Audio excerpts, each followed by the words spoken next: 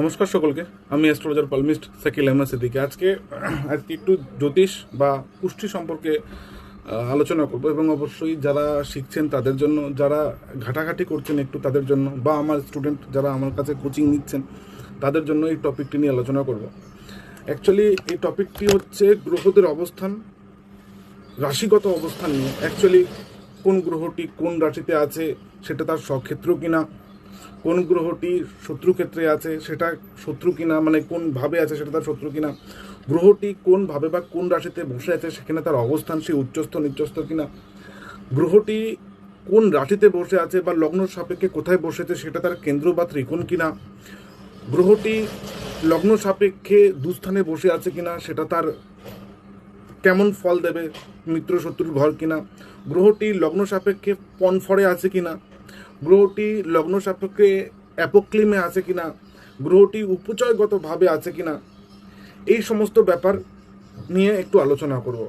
তো প্রথমত সিম্পলি যদি কিছু বলি, তো 12টি রাশির মধ্যে প্রত্যেকটি গ্রহের দুটি করে ঘর রয়েছে, প্রত্যেকটি গ্রহ তার দুটি করে ভাব পেয়েছে। শুধুমাত্র রবি এবং চন্দ্র একটি করে ভাব পেয়েছে, একটা হচ্ছে রবির কর্কট রাশি এবং চন্দ্রের কর্কট রাশি এবং রবির সিংহ রাশি। এই দুটি গ্রহ রবি এবং চন্দ্র একটি করে ঘর পেয়েছে মাত্র, বা তাদের একটি করে ভাব। বাদ বাকি যতগুলি ঘর আছে, যেমন মেষ রাশি দুটি ঘর পেয়েছে, যেমন মেষ এবং বৃশ্চিক। শুক্র দুটি ঘর পেয়েছে, যেমন বৃষ এবং তুলা। বুধ দুটি ঘর পেয়েছে, কন্যা এবং মিথুন। বৃহস্পতি দুটি ঘর পেয়েছে, মীন এবং ধনু। শনি দুটি ঘর পেয়েছে, মকর এবং কুম্ভ। এই গ্রহগুলি দুটি করে ভাব পেয়েছে, কিন্তু রবি এবং চন্দ্র একটি করে ভাব পেয়েছে। এবার রবির একটি শ্রেণী আছে, যেখানে রবি চন্দ্র মঙ্গল রবি শুভ শ্রেণী বলে এটাকে, শুভ গ্রহদের শ্রেণী বলে এটাকে। রবি চন্দ্র মঙ্গল এবং বৃহস্পতি যেখানে একটি গ্রুপে আছে। আরেকটি গ্রুপ আছে যেটা অ্যান্টি গ্রুপ বা শত্রুদের গ্রুপ, সেটা হচ্ছে, বা আরেকটি গ্রুপ যেটা হচ্ছে সেটা হচ্ছে শনি রাহু কেতু। তো রবি মঙ্গল বৃহস্পতি এবং চন্দ্র এরা হচ্ছে শুভ গ্রহের গ্রুপ, এবং শনি রাহু কেতু হচ্ছে অশুভ গ্রহের গ্রুপ।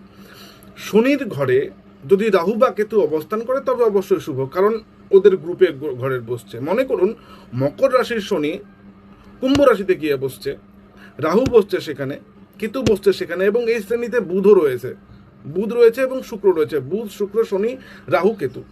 তো বুধ শুক্র শনি যদি নিজেদের মধ্যে ঘর এক্সচেঞ্জ করে, যেমন শুক্র গিয়ে বসলো কন্যাতে, বুধ গিয়ে বসলো বৃষে বা তুলাতে, শনি গিয়ে বসলো তুলাতে বা কন্যাতে বা বৃষে, শুক্র গিয়ে বসলো মকরে, বুধ গিয়ে বসলো মকর বা কুম্ভে। তার মানে শনি রাহু কেতু যদি নিজেদের মধ্যে, মানে শনি বুধ এবং শুক্র যদি নিজেদের মধ্যে ভাব এক্সচেঞ্জ করে, ঘর এক্সচেঞ্জ করে, তবে এটা শুভ। কিন্তু রবির শ্রেণী, মানে রবি চন্দ্র মঙ্গল এবং বৃহস্পতির মধ্যে যদি কোনো গ্রহ নিজেদের মিত্র ঘরে না বসে, মনে করুন রবি একজনের কুষ্টিতে কর্কট রাশিতে বসে আছে, আরেকজনের কুষ্টিতে মকর রাশিতে বসে আছে বা তুলাতে বসে আছে, তো যার কুষ্টিতে কর্কটে বসে আছে বলবো এটা মিত্র ক্ষেত্রে বসছে, কিন্তু যার কুষ্টিতে তুলাতে বা মকরে বসছে বলবো এটা শত্রু ক্ষেত্রে বসছে।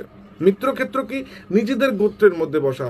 রবি মঙ্গল বৃহস্পতি চন্দ্র এরা এরা নিজেরা মিত্র, এবং এই শনি বুধ শুক্র শনি এরা হচ্ছে পরস্পর মিত্র। তো এরা ওদের ঘরে বসলে শত্রু হবে, ওরা এদের ঘরে বসলে শত্রু হবে।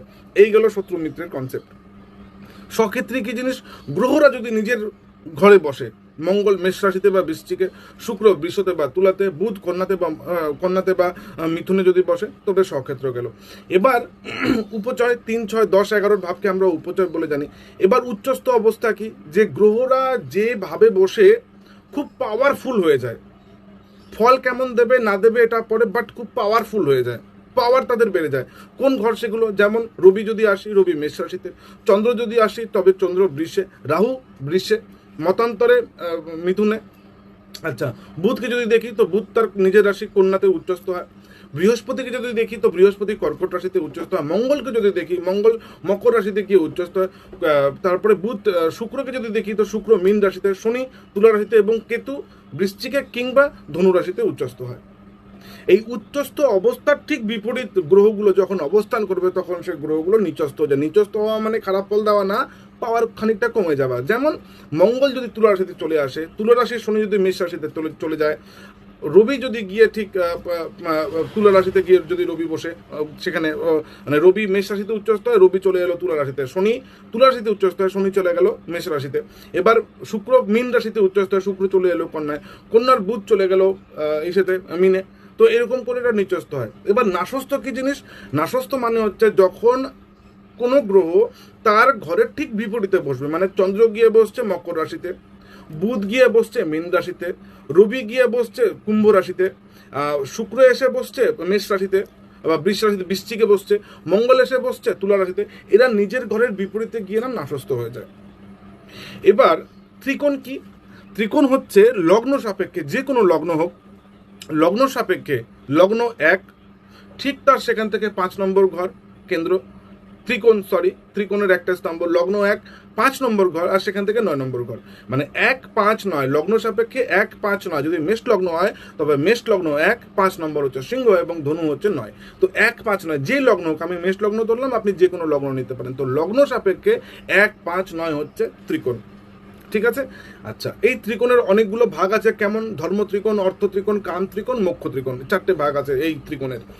এবার চলে আসি চতুষ্কোণ, মানে কোণে। এটা ত্রিকোণ ছিল, এটা কেন্দ্রকোণ। কেন্দ্রকোণ কটা? কেন্দ্রকোণ মোট 4টে আছে। কিরকম? 1 4 7 10।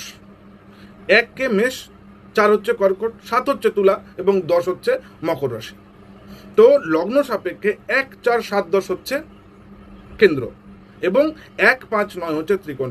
এই কেন্দ্র এবং ত্রিকোণ মিলে রাজযোগ তৈরি করে বা শুভ। এই স্থানগুলো হচ্ছে, মানে এই কেন্দ্র স্থানকে বিষ্ণু এবং ত্রিকোণকে লক্ষ্মী, বা লক্ষ্মী বিষ্ণু যোগ এরকম করে কিন্তু বলা হয়, বা এটা খুব ভালো, এটা নিয়ে কোনোদিন অন্যদিন আলোচনা করব। তো এই হচ্ছে ত্রিকোণ। যে কোনো লগ্ন, তুলা লগ্ন হলে 5 নম্বর এবং 9 নম্বর ঘর দেখে নেবেন, এটা হচ্ছে আপনার ত্রিকোণ। আপনার যদি কর্কট হয় তো সেখান থেকে 5 দেখুন 9 দেখুন, হ্যাঁ সেখান থেকে 5 দেখুন 9 দেখুন। এবার যদি কেন্দ্র হয়, কেন্দ্র হলে 1 4 7 দেখুন। আপনার যদি কর্কট লগ্ন হয় তো 1 4 7 10 দেখুন। 1 হচ্ছে কর্কট, 4 হচ্ছে তুলা, 7 হচ্ছে মকর এবং 10 হচ্ছে মেষ। তো 1 4 7 10 হচ্ছে আপনার যে কোনো লগ্ন হোক, এক লগ্ন সাপেক্ষে 1 4 7 10 হচ্ছে কেন্দ্র এবং 1 5 9 হচ্ছে ত্রিকোণ। এই টপিকগুলো বাদে আরেকটা টপিক হয় যেটা গ্রহদের, এটা হলো রাশির ত্রিকোণ, লগ্ন সাপেক্ষে ত্রিকোণ বা কেন্দ্র। আরেকটা হয় সেটা হচ্ছে গ্রহদের মূল ত্রিকোণ হয়, মানে গ্রহরা একটা নির্দিষ্ট ঘরে একটা নির্দিষ্ট রাশিতে খুব শান্তি বা আনন্দ উপভোগ করে। দেখুন, একটা ঘরে মনে করুন আপনার 4টে রুম আছে। এবার পার্টিকুলার আপনারও একটা সেই ঘরের মধ্যে 4টে ঘরের মধ্যে একটা রুম, 4টে রুমের মধ্যে একটা রুম আপনারও, আমার রুম আছে একটা। এবার আমি বাবার রুমে ঘুমাচ্ছি, আমি ভাইয়ের রুমে ঘুমাচ্ছি, আমি গেস্ট রুমে ঘুমাচ্ছি, আমি ড্রয়িং রুমে ঘুমাচ্ছি, আমি যে কোনো মানে যেটা এক্সট্রা রুম থাকে সেগুলোতে ঘুমাচ্ছি। যেই শান্তিটা না পাবো তার থেকে 4 গুণ বেশি শান্তি পাবো আমার নিজের রুমে ঘুমিয়ে, যেখানে আমি দীর্ঘদিন যাবৎ ঘুমিয়ে আসছি। আমার রুমে ঘুমিয়ে যে শান্তি পাবো, যে ঘুম ডিপ ডার্কনেস থাকবে, যে ঘুমে আনন্দ উপভোগ করব, শরীরে যে সকালে ক্লান্তিবিহীন মনে হবে, যে ফ্রেশ মুড থাকবে, ওটা ওই রুমেই পাবো। ঘুমাবো তো অন্য রুমেও, কিন্তু সেই শান্তি উপভোগ করবো না যেই শান্তিটা আমার রুমে পাবো। এমন না যে ঘুম হবেই না, হবে, শান্তি ভোগ করবো, ওই শান্তি ওই ফিলিংস পাবো না যে ফিলিংসটা আমি নিজের রুমে ঘুমিয়ে পাবো। গ্রহদের ক্ষেত্রেও সেম। গ্রহরা যতই উচ্চস্থ নিচস্থ নাশস্থ হোক, যতই কেন্দ্রে হোক, গ্রহর একটা জায়গা আছে যেই জায়গায় গ্রহদেরকে মূল ত্রিকোণ বলে এবং ওই ত্রিকোণে থাকলে না তারা শুভ ফল দেয়। কিরকম? একটু আমরা ছক দিয়েও দেখবো সেটা। প্রথমত একটু মৌখিকভাবে এটাকে দেখে নিই। প্রথমত হচ্ছে রবিকে যদি ধরি, তো রবি সিংহ রাশিতে, তার নিজের ঘর সিংহ রাশিতে রবি 20 ডিগ্রির মধ্যে যদি থাকে, এটা ওই রবির কিন্তু মূল ত্রিকোণ। এটা লগ্ন সাপেক্ষে ত্রিকোণ, লগ্ন সাপেক্ষে কেন্দ্র না, এটা গ্রহ সাপেক্ষে মূল ত্রিকোণ। এটা একটা আরেকটা টপিক, যে গ্রহটা রবি অ্যাকচুয়ালি রবি মেষ রাশিতে উচ্চস্থ হয়, রবি তুলা রাশিতে নিচস্থ হয়, রবি ধনু মকর কুম্ভ রাশিতে নাশস্থ হয়। এবার রবি কোথায় আনন্দদায়ক জায়গা, কোথায় রবি কোথায় আনন্দ উপভোগ করে, কোথায় থেকে? রবি নিজের রাশিতে 30 ডিগ্রির মধ্যে, কত ডিগ্রির মতো? 30 ডিগ্রির মধ্যে, 20 ডিগ্রির মধ্যে থাকলে, টোটাল 30 ডিগ্রি স্পেন্ড, তার মধ্যে যদি 20 ডিগ্রির মধ্যে থাকে, তার ডিগ্রি যদি 19 ডিগ্রি 50 55 58 সেকেন্ড হয়, মিনিট হয়, হ্যাঁ 19 ডিগ্রি 58 মিনিট হয়, তবে রবি এখানে ভালো থাকবে। যদি 21 হয়ে যায় তবে কিন্তু রবি এই আনন্দ পাবে না, কিন্তু স্বক্ষেত্রী হবে। রবি সিংহ রাশিতে স্বক্ষেত্রী হয়েছে, রবি 20 ডিগ্রির মধ্যে থাকে, তো বুঝতে হবে রবি তার আনন্দদায়ক জায়গায় আছে। এর থেকে বেশি হলেও কিন্তু চলবে না, এবং 0 ডিগ্রি থাকলেও কিন্তু চলবে না। কারণ যে গ্রহের ডিগ্রি কম হয়, আমরা এরকম ধরে নিই যে সেই গ্রহটি না কিছুটা আগের ঘরের মতো ফল দেয়। বকরি গ্রহের ক্ষেত্রে সেম কনসেপ্ট কাজ করে, এরকম ধরে নেওয়া হয় বিএনএ মানে নারী জ্যোতিষে এরকম ধরা হয় যদি কোনো গ্রহ বকরি অবস্থায় থাকে তো ওই গ্রহটিকে না আমরা আগের ভাবেও একটু বিচার করি, সেখান থেকেও কাউন্ট করা হয়, সেখান থেকেও বিচার করা হয়। তো যাই হোক 0 ডিগ্রিতে থাকলে ধরবো না, এবং 20 ডিগ্রির উপরে চলে 20 ডিগ্রি 30 মিনিটে চলে গেল ধরবো না, 20 ডিগ্রির মধ্যে থাকতে হবে। তো রবি সিংহ রাশিতে 20 ডিগ্রির মধ্যে তার মূল ত্রিকোণ এটা সেই গ্রহের। এরপর যদি চন্দ্র, তো চন্দ্র বৃষ রাশিতে যেখানে সে উচ্চস্থ হয় তার মধ্যে 8 অংশ থেকে 4 ডিগ্রি থেকে 30 ডিগ্রির মধ্যে থাকে। 4 থেকে 30 ডিগ্রির মধ্যে থাকলে সে চন্দ্র সেখানে খুব শুভ বা আনন্দদায়ক জায়গা, তার প্লিজ মানসিক শান্তি পায়। এবং যদি কারো গ্রহ উচ্চস্থ থাকে, ধরুন বৃষ রাশিতে আছে, উচ্চস্থ আছে, কিন্তু 4 ডিগ্রি থেকে 30 ডিগ্রির মধ্যে নেই, তবে কিন্তু সেই আনন্দটা উপভোগ করতে পারবে না। চন্দ্র সেই রকম পাওয়ারফুল হবে না যেরকম পাওয়ার সে মূল ত্রিকোণে, বা আনন্দের জায়গা যেটা সেটা কিন্তু হারিয়ে ফেলছে। 3 ডিগ্রিতে আছে, আনন্দের জায়গা হারিয়ে ফেলছে। এরপর চলে আসি মঙ্গলে। মঙ্গল মেষ রাশিতে। মঙ্গলের আমরা 2টো রাশি জানি, মেষ এবং বৃশ্চিক, এবং মঙ্গল উচ্চস্থ হয় কোথায়? মঙ্গল উচ্চস্থ হয় ধনু মকর রাশিতে। এবার ত্রিকোণের জায়গা কোনটা? উচ্চস্থর জায়গা আলাদা, নিচস্থর জায়গা আলাদা, নাসস্থর জায়গা আলাদা। মূল ত্রিকোণের জায়গা হচ্ছে তার বৃষ রাশি। বৃষ রাশি কিন্তু শুক্রের ঘর। এই মেষ রাশিতে 10 ডিগ্রির মধ্যে যদি থাকে, মেষ রাশিতে 10 ডিগ্রির মধ্যে যদি থাকে মঙ্গল, তবে মঙ্গল আনন্দদায়ক জায়গায় আছে, বা মঙ্গল শুভ ফল দেবে, না উচ্চস্থ না নিচস্থ, সক্ষেত্রী আছে। এবার 29 ডিগ্রিতে 25 ডিগ্রি থাকলে হবে না, 10 ডিগ্রির মধ্যে যদি থাকে তবে ধরে নিতে হবে মঙ্গল আনন্দদায়ক জায়গায় আছে। তারপরে তো নক্ষত্রের কানেকশন, দৃষ্টির কানেকশনগুলো আছেই, ভাবগত ব্যাপার আছেই, লগ্ন সাপে কী ভাব হচ্ছে। কিন্তু মঙ্গল যদি ওই নির্দিষ্ট ডিগ্রির মধ্যে থাকে, যেটা হচ্ছে 10 ডিগ্রি, এবং সেটা মেষ রাশি, তবে ভাববেন যেটা আনন্দদায়ক জায়গায় আছে। বুধের কি? বুধ কন্যা রাশিতে 16 থেকে 25 ডিগ্রির মধ্যে যদি থাকে, বুধ কন্যা রাশিতে 16 থেকে 25 ডিগ্রির মধ্যে যদি থাকে, তবে সে আনন্দদায়ক জায়গা। এবার দেখুন না, ঘর 2টো আছে, একটা কন্যা একটা মিথুন। তো কেন মিথুনে হলো না, কন্যাতে কেন হলো? এবার কন্যাতে না হয়ে মিথুন হয়েছে কোন ডিগ্রির মধ্যে? এটা 16 থেকে 25 ডিগ্রির মধ্যে হয়েছে। আচ্ছা, বুধের পরে আসি বৃহস্পতি ধনু রাশিতে। বৃহস্পতি ধনু রাশিতে 10 ডিগ্রি পর্যন্ত, 10 ডিগ্রির মধ্যে যদি বৃহস্পতি ধনু রাশিতে থাকে, তবে তার আনন্দদায়ক জায়গায় সুখকর স্থানে রয়েছে, না উচ্চস্থ আছে, না নিচস্থ আছে, না নাসস্থ আছে, সক্ষেত্রী আছে। সক্ষেত্রী হতে হবে, নির্দিষ্ট একটা ডিগ্রির মধ্যে থাকলে আনন্দদায়ক জায়গা বা খুব স্মুথ জায়গা, শুভ ফলদায়ক জায়গা হিসেবে আমরা দেখতে পারি।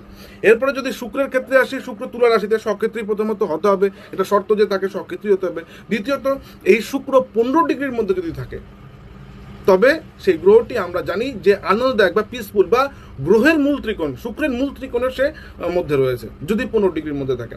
এবার শনি 20 ডিগ্রির মধ্যে কুম্ভ রাশিতে শনি সক্ষেত্রী হলো। এবার 20 ডিগ্রির মধ্যে যদি থাকে, তবে সে কিন্তু তার আনন্দদায়ক জায়গায় রয়েছে। নেক্সট রাহু কুম্ভ রাশিতে, আনন্দদায়ক জায়গা, এবং কেতু সিংহ রাশিতে আনন্দদায়ক জায়গা। এখানে গ্রহগুলো না থাকলে পরে খুব পিসফুল, খুব প্রসন্ন, খুব শুভ এবং ভালো ফল দেওয়ার চেষ্টা করে। এক তো সক্ষেত্রী গ্রহ এমনি ভালো, তারপরে একটা নির্দিষ্ট কোঠার মধ্যে রয়েছে সে, নির্দিষ্ট জায়গার মধ্যে রয়েছে সে, যেখানে সে খুব আনন্দ বা খুব শান্তি অনুভব করে। এবার গ্রহ যদি শান্ত থাকে, গ্রহ যদি শান্তি অনুভব করে, গ্রহ যদি শুভ থাকে, অবশ্যই সেখান থেকে শুভ ফল আমরা পাবো। এবার ব্যাপার হচ্ছে, গ্রহরা তাদের নিজের মতো করে ফল দেয়, তাদের নিজের কিছু টেকনিক আছে, আমরা ক্রিয়া করলেই হবে না, তাদের মতো করে চলতে হবে। এবার শনির দশা চলছে, আপনি নতুন দোকান খুলছেন, হবে না, শনি পুরনো জিনিস বোঝায়। এবার নতুন দোকান খুলছেন, পুরনো দোকান ছিল সেখানে নতুন করে করছেন, ফাইন। নতুন দোকান খুলছেন, পুরনো কোনো এমন লোকেশন নিন যে লোকেশনটা পুরনো, নামি লোকেশন, অনেকেই চেনে, সবাই চেনে, এমন কোনো লোকেশন নিন এটা পুরনো। কোনো স্কুলে সন্তানকে ভর্তি করুন, শনির দশায় অন্তর্দশায় যদি শুরু হয়েছে, এমন শিক্ষা শুরু করতে চাইছেন, চেষ্টা করবেন যাতে চতুর্থপতি পঞ্চমপতি শনি তারা পুরনো ইনস্টিটিউট, সরকারি ইনস্টিটিউট বা পুরনো নাম করা কোনো ইনস্টিটিউট থেকে শিক্ষা গ্রহণ করুন। রাহু আসলে পরে আপনাকে একটু টেকনিক ইউজ করতে হবে, আপনাকে ব্যস্ত থাকতে হবে, আপনাকে টেকনিক্যালি কাজগুলো করতে হবে, তবে কারো ক্ষতি করে না। বুধ আসলে পরে আপনাকে কথা দিয়ে কাজ বের করতে হবে, আপনাকে বুদ্ধি চিন্তা ভাবনা করে তড়িঘড়ি করা যাবে না। চন্দ্র আসলে, চন্দ্রের দশা অন্তর্দশা যদি কিছু করতে চাইছেন, তো চন্দ্রের মতে করুন, সেখানে একটু ভালোবাসা আপনার প্রয়োজন আছে, ঠিক আছে, বাট একটু ভালোবাসা দিয়ে করুন কাজটা, মন দিয়ে করুন একটু, বা মানুষকে ভুল বোঝানো বাদ দিন, তবে চন্দ্র আপনাকে ভালো ফল দেবে। চন্দ্র শান্ত গ্রহ, শুভ্র গ্রহ। চন্দ্র কমিউনিকেশন করলে ভালো, মন শান্ত রাখলে পরে ভালো, শান্ত সিদ্ধান্ত, চট করে সিদ্ধান্ত না নিলে পরে চন্দ্র ভালো ফল দেয়। চন্দ্রকে ভালো রাখতে গেলে আপনি সাদা বস্ত্র পরুন, ঠিক আছে, সাদা জিনিস দান করুন, ঠিক আছে, মেডিটেশন করুন, এগুলো করলে চন্দ্র অনেকটা শুভ হয়। এবার বৃহস্পতি যদি দশা অন্তর্দশা চলছে, তবে অবশ্যই আপনাকে আপনার গুরুর কথা, বাড়ির গুরু যিনি আছেন তার কথা, আপনার শিক্ষা গুরু যিনি আছেন তার কথা মেনে চলতে হবে। আপনাকে একটা নির্দিষ্ট শৃঙ্খলার মধ্যে চলতে হবে। আপনি যা ইচ্ছা তাই যখন ইচ্ছা তাই করতে পারেন না। যদি করেন তবে বৃহস্পতি কিন্তু ফল দেবে না।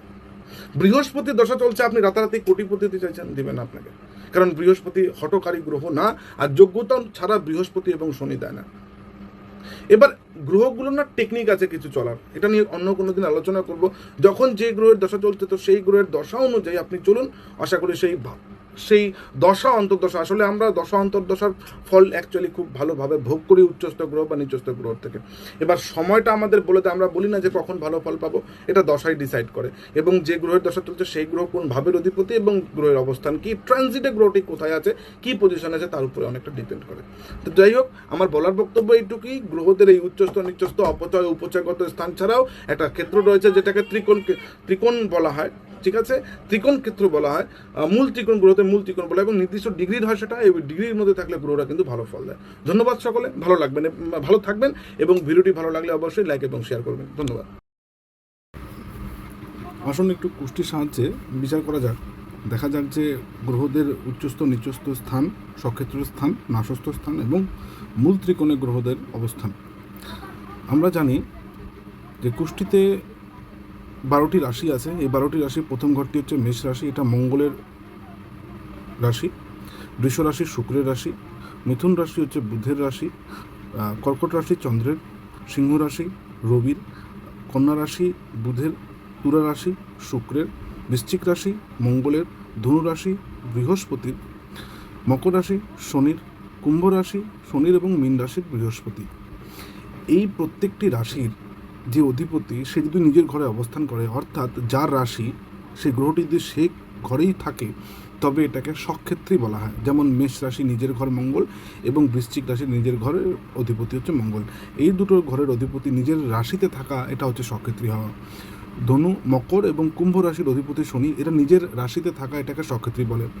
ধনু এবং মীন রাশির অধিপতি হচ্ছে বৃহস্পতি, এরা নিজের ঘরে থাকা, এটাকে সক্ষেত্রী বলে।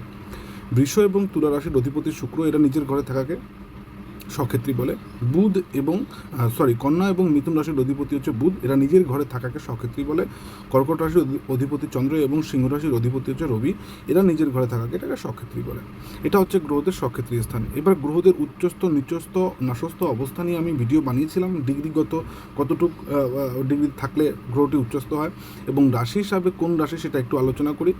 মঙ্গল, প্রথমে তো আসি রবি মেষ রাশিতে উচ্চস্থ হয়। চন্দ্র বৃষ রাশিতে উচ্চস্থ হয় এবং রাহু বৃষ রাশিতে উচ্চস্থ হয়। মতান্তরে রাহু মিথুন রাশিতে উচ্চস্থ হয়। মঙ্গল মকর রাশিতে উচ্চস্থ হয়। বুধ কন্যা রাশিতে উচ্চস্থ হয়। বৃহস্পতি কর্কট রাশিতে উচ্চস্থ হয়। শুক্র মীন রাশিতে উচ্চস্থ হয় এবং শনি তুলা রাশিতে উচ্চস্থ হয়। এই হচ্ছে গ্রহদের উচ্চস্থ অবস্থান। এই গ্রহগুলি এইভাবে নির্দিষ্ট একটা ডিগ্রিতে উচ্চস্থ অবস্থা লাভ করে, উচ্চস্থ অবস্থা অবশ্যই শুভ ফল দেয়। এরপরে চলে আসি নিচস্থ অবস্থা বর্ণনায়। ঠিক এই গ্রহগুলি যখন যেখানে যেভাবে থেকে উচ্চস্থ হয়, ঠিক তার বিপরীতভাবে যদি বসে পড়ে বা অবস্থান করে, তবে নিচস্থ হয়ে যায়। যেমন রবি মেষ রাশিতে রবি উচ্চস্থ হয়েছে, রবি যদি তুলা রাশিতে চলে আসে তাহলে রবি হয়ে যায় এখানে নিচস্থ। ঠিক শনি তুলা রাশিতে উচ্চস্থ হয়ে যায়, শনি যদি এখানে চলে যায় তাহলে শনি হয়ে যাবে নিচস্থ। চন্দ্র বৃষ রাশিতে উচ্চস্থ হয়, চন্দ্র ঠিক যদি এখানে চলে আসে তবে চন্দ্র হয়ে যাবে নিচস্থ। বৃহস্পতি এই রাশিতে উচ্চস্থ হয় কর্কটে, ঠিক তার উল্টো দিকের রাশিতে যদি চলে আসে বৃহস্পতি হয়ে যাবে নিচস্থ। রাহু এই রাশিতে উচ্চস্থ হয়, ঠিক তার উল্টো দিকের রাশিতে চলে আসলে রাহু হয়ে যাবে নিচস্থ। শুক্র এই রাশিতে উচ্চস্থ হয়, ঠিক এর উল্টো রাশিতে চলে আসলে শুক্র হয়ে যাবে নিচস্থ। বুধ এই রাশিতে উচ্চস্থ হয়, বুধ ঠিক উল্টো রাশিতে চলে গেলে বুধ হয়ে যাবে নিচস্থ। তো উচ্চস্থ গ্রহের ঠিক উল্টো দিকে গ্রহটা যখন অবস্থান করবে সে হয়ে যাবে নিচস্থ। এবার নাশস্থ কী জিনিস? নাশস্থ হচ্ছে যখন কোনো গ্রহ তার নিজের ঘরের ঠিক উল্টো দিকে অবস্থান করবে তখন সে হয়ে যাবে নাশস্থ। যেমন মঙ্গল এখানে সক্ষেত্রী আছে, এই সক্ষেত্রীর ঠিক উল্টো দিকে যখন চলে যাবে মঙ্গল কারো কুষ্টিতে যদি তুলা রাশিতে বসে থাকে তবে মঙ্গল নাশস্থ। চন্দ্র এটা হচ্ছে চন্দ্রের সক্ষেত্রী স্থান, চন্দ্র যদি ঠিক এর উল্টো দিকে অবস্থান করে কারো কুষ্ঠিতে, চন্দ্র এখানে নাশস্ত হয়ে গেছে। এটা হচ্ছে আরেক মঙ্গলের স্থান, বৃশ্চিকের মঙ্গল। এই মঙ্গল যদি এখানে অবস্থান না করে ঠিক তার উল্টো দিকে অবস্থান করে তবে মঙ্গল হয়ে যাবে নাশস্ত। মঙ্গলের দুটো ঘরেরই উল্টো দিকে যেখানে অবস্থান করবে নাশস্ত হয়ে যাবে। বুধের দুটো ঘর, এটা একটা বুধের ঘর, এটা একটা বুধের ঘর। তো বুধ এইভাবে মীন রাশিতে এবং বুধ এইভাবে ধনু রাশিতে যদি অবস্থান করে তবে বুধ এখানে হয়ে যাবে নাশস্ত। আচ্ছা, রবি রাশি, এটা রবি ঠিকের উল্টো দিকে এই রাশিতে অবস্থান করলে হয়ে যাবে রবি নাশস্ত। তো এইভাবে গ্রহরা নিজের ভাবের ঠিক উল্টো দিকে যখন অবস্থান করবে তখন হয়ে যাবে নাশস্ত। নিজের জায়গায় অবস্থান করলে হবে স্বক্ষেত্র, এবং নির্দিষ্ট একটা রাশিতে নির্দিষ্ট একটা ডিগ্রির মধ্যে থাকলে সে হবে উচ্চস্থ, এবং উচ্চস্থ ঠিক বিপরীতটা হচ্ছে নিচস্থ। এবার কেন্দ্র কোনগুলো একটু দেখি। লগ্ন সাপেক্ষে 1, 4, 7, 10 হচ্ছে কেন্দ্র। মনে করুন কারো মেষ লগ্ন, তো এটা হচ্ছে 1, ঠিক ঘড়ির উল্টো দিকে আমরা কাউন্ট করি 2, 3, 4, 5, 6, 7, 8, 9, 10, 11 এবং 12। এই হচ্ছে 12টি ভাব। মেষ হচ্ছে লগ্ন। এবার লগ্ন সাপেক্ষে কেন্দ্র আমাদের কি? কেন্দ্র কী জিনিস? লগ্ন সাপেক্ষে 1, 4, 7, 10 এটা হচ্ছে আমাদের ঘরের মূল খুঁটি। এখান থেকে আমরা নিজেদেরকে বিচার করি বা নিজেদের গুণগুলো কী আছে। লগ্ন হচ্ছে আমি, এটা হচ্ছে আমার পরিবার, এটা হচ্ছে আমার স্পাউস বা ওয়াইফ, এটা হচ্ছে আমার কর্মক্ষেত্র। তো আমি কী ধরনের মানুষ, আমার পরিবারের সুখ কোথায় আছে, ওয়াইফ কেমন হবে, এই সমস্ত কিছু আমাদের এখান থেকে জানা যায়। কেন্দ্রটা হচ্ছে বিষ্ণু ভাব বলা হয় একে, অর্থাৎ এ হচ্ছে পালনকর্তা। যে কোনো লগ্ন হোক আপনার, মনে করি আপনার তুলা লগ্ন সাপেক্ষে 1, 4, 7, 10 এই 4টা হচ্ছে কেন্দ্র। তো কেন্দ্র কোণ বলে একে, এটা হচ্ছে কেন্দ্র কোণ। এবার ত্রিকোণ কী জিনিস? মনে করি আপনার মেষ লগ্ন সাপেক্ষে 1, 5 নয়, এটা 1, এটা 5 এবং এটা 9, এটা হচ্ছে ত্রিকোণ। এটাকে লক্ষ্মী স্থান বলা হয়। অর্থাৎ আপনার মধ্যে কি গুণ রয়েছে, আপনার মধ্যে কি কোয়ালিটি রয়েছে, সেই কোয়ালিটি আপনার ক্রিয়েটিভিটির মধ্য দিয়ে প্রকাশ পেয়ে ভাগ্যস্থানকে উন্নতি করবে, এবং ভাগ্যস্থান উন্নতি হলে আপনার উন্নতি অবশ্যম্ভাবী, মানে আপনার উন্নতি হবে। তো এই হচ্ছে কেন্দ্র কোণ হচ্ছে আপনার মৌলিক গুণ, এবং এই মৌলিক গুণগুলোর বহিঃপ্রকাশ হচ্ছে ত্রিকোণ। তো যে লগ্নই হোক, সে লগ্ন সাপেক্ষে 1, 5 নয়। মনে করুন আপনার কর্কট লগ্ন যদি হয় আপনার, তাহলে ত্রিকোণ হবে কি? ত্রিকোণ হবে আপনার এই হচ্ছে 5 এবং এই হচ্ছে 9, এই হচ্ছে ত্রিকোণ। তার মানে চতুর্থ ভাব দেখা যাচ্ছে।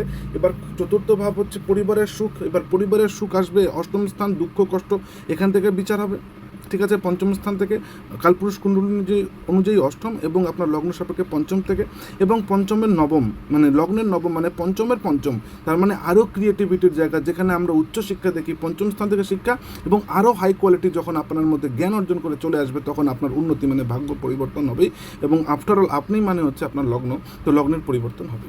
এই হচ্ছে ত্রিকোণ।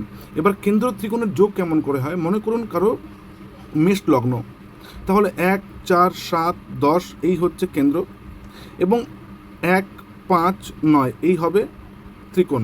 দেখুন একটা ঘর কিন্তু কেন্দ্রও পাচ্ছে, ত্রিকোণও পাচ্ছে লগ্নটা, তার মানে মেষ রাশি, তার মানে মঙ্গল এখানে হচ্ছে কিন্তু রাজযোগ তৈরি করছে, মানে মঙ্গল হচ্ছে আপনার রাজযোগকারী গ্রহ। কেমন? তো এই মঙ্গল আপনার কিন্তু শুভ ফল দেবে। মঙ্গলের অবস্থান যদি স্বক্ষেত্র হয়, উচ্চ হয়, তবে অবশ্যই শুভ ফল দেবে। এরপর চলে আসি আমরা গ্রহদের মূল ত্রিকোণ নিয়ে একটু আলোচনা করি। এবার উচ্চস্থ দেখলাম, নিচস্থ দেখলাম, নাশস্থ দেখলাম, স্বক্ষেত্র দেখলাম। আচ্ছা, উপচয় কি? 3, 6, 10, 11 হচ্ছে উপচয়। এবার গ্রহদের মূল ত্রিকোণ আলোচনা করি। মূল ত্রিকোণ আলোচনা করতে গেলে প্রথমে একটা কন্ডিশন মনে রাখতে হবে যে গ্রহদের স্বক্ষেত্রী হতে হবে। স্বক্ষেত্রী কর্কটের অধিপতি চন্দ্র ও তুলায় গিয়ে কিন্তু মূল ত্রিকোণে পড়বে না, ও কর্কট রাশিতেই থাকবে, তবে সেখানে নির্দিষ্ট একটা ডিগ্রিতে ও সুখকর স্থান মানে আনন্দদায়ক স্থান বা মূল ত্রিকোণ বলে একে। গ্রহদের মূল ত্রিকোণ বলে, লগ্নের না। তো গ্রহদের মূল ত্রিকোণের নির্দিষ্ট স্থান থাকে, যেটা স্বক্ষেত্র এবং নির্দিষ্ট ডিগ্রি থাকে। চলুন আসি, রবি থেকে শুরু করা যাক। রবি প্রথমত সিংহ রাশিতে, প্রথমে বলছিলাম স্বক্ষেত্রী হতে হবে, স্বক্ষেত্রী হলো, এবং এটা 20 ডিগ্রির মধ্যে, এখান থেকে এটা 0 ডিগ্রি, এটা 30 ডিগ্রি, তার মানে 20 ডিগ্রি মানে এই পর্যন্ত, তার মানে রবি 20 ডিগ্রি পর্যন্ত হচ্ছে আনন্দকর স্থান, সুখদায়ক স্থান, সুখের স্থান, প্রফুল্লের স্থানে থাকে, শুভ ফল দান করে। আচ্ছা, এরপরে যদি চলে আসি আমরা চন্দ্রতে যদি দেখি, তো চন্দ্র হচ্ছে গিয়ে বৃষ রাশিতে, চন্দ্র যেখানে উচ্চস্থ হয়, চন্দ্র বৃষ রাশিতে উচ্চস্থ হয়, এবং চন্দ্র যদি 4 ডিগ্রি থেকে 30 ডিগ্রির মধ্যে থাকে তবে কিন্তু শুভ ফল দেয় বা আনন্দদায়ক স্থান আমরা বিচার করতে পারি।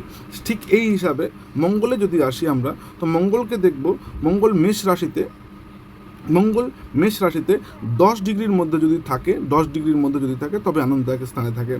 বুধ যদি দেখি আমরা, তবে বুধ কন্যা রাশিতে 16 থেকে 25, কন্যা রাশি এটা, বুধ এখানে স্থান কন্যা রাশি, সক্ষেত্রী হলো।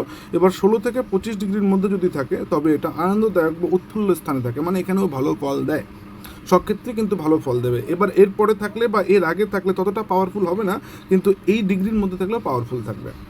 বুধের পরে চলে আসি বৃহস্পতি। বৃহস্পতি ধনু রাশিতে 10 ডিগ্রির মধ্যে যদি থাকে, 10 ডিগ্রির মধ্যে যদি থাকে বৃহস্পতি, তবেও কিন্তু ভালো ফল দেয়। এটা তার আনন্দদায়ক স্থান বা বৃহস্পতির মূল ত্রিকোণ এটা গেল। আচ্ছা, এবার যদি শুক্রে চলে আসি, তো শুক্র তুলা রাশিতে আনন্দদায়ক স্থান, সুখকর স্থান, শুভ ফলদায়ক স্থান, এবং সে যদি 15 ডিগ্রির মধ্যে থাকে শুক্র, তবে কিন্তু সে শুভ ফল দেয়। এবার ডিগ্রির কারেকশন কি আছে এটা নেক্সট কোনো দিন বোঝাবো যে ডিগ্রি আমরা কীভাবে কাউন্ট করি। আচ্ছা, বা এর আগের ভিডিওগুলোতে আপনারা দেখলে বুঝতে পারবেন যে ডিগ্রি ওখানে কতটুকু কোন ঘর পেয়েছে, বা 30 ডিগ্রি করে কীভাবে বিচার করা হয়। শুক্রের পরে যদি শনিতে আসি, তো শনি কুম্ভ রাশিতে 20 ডিগ্রির মধ্যে যদি থাকে, 20 ডিগ্রি স্পেন্টে যদি থাকে 20 ডিগ্রির মধ্যে, তবে শনি কিন্তু এখানে ভালো ফল দেয়, বা এটা তার আনন্দদায়ক স্থান। রাহুকে যদি ধরি, তো রাহু কুম্ভ রাশিতে, এর নির্দিষ্ট কোনো ডিগ্রি নেই, এবং কেতু সিংহ রাশিতে ঠিক তার উল্টো স্থানে, নির্দিষ্ট কোনো ডিগ্রি নেই। এই স্থানে থাকলে কিন্তু এই রাহু এবং কেতু তার সুখকর স্থান, আনন্দদায়ক স্থানে থাকে। তাহলে এক নজরে একটু দেখে নিই কীভাবে হচ্ছে ব্যাপারটা। প্রথমত রবিকে যদি ধরি, তো রবি সিংহ রাশিতে সুখকর স্থানে থাকে, চন্দ্র বৃষ রাশিতে থাকে, মঙ্গল মেষ রাশিতে থাকে, বুধ কন্যা রাশিতে থাকে, বৃহস্পতি ধনু রাশিতে, শুক্র তুলা রাশিতে, শনি কুম্ভ রাশিতে, রাহু কুম্ভ রাশিতে, এবং কেতু সিংহ রাশিতে। এই হচ্ছে তাদের অবস্থান। তো এটা হচ্ছে তাদের সুখকর স্থান। এই স্থানের মধ্যে যখন তারা থাকে এবং নির্দিষ্ট ডিগ্রির মধ্যে যখন থাকে, তখন তারা সুখদায়ক ফল দেয়। এটা উচ্চস্থ না, এটা নিচস্থ না, এটা নাশস্থ না, এটা উপচয় দেখার ব্যাপার নেই এখানে, জাস্ট এটা মূল ত্রিকোণ গ্রহদের। ধন্যবাদ।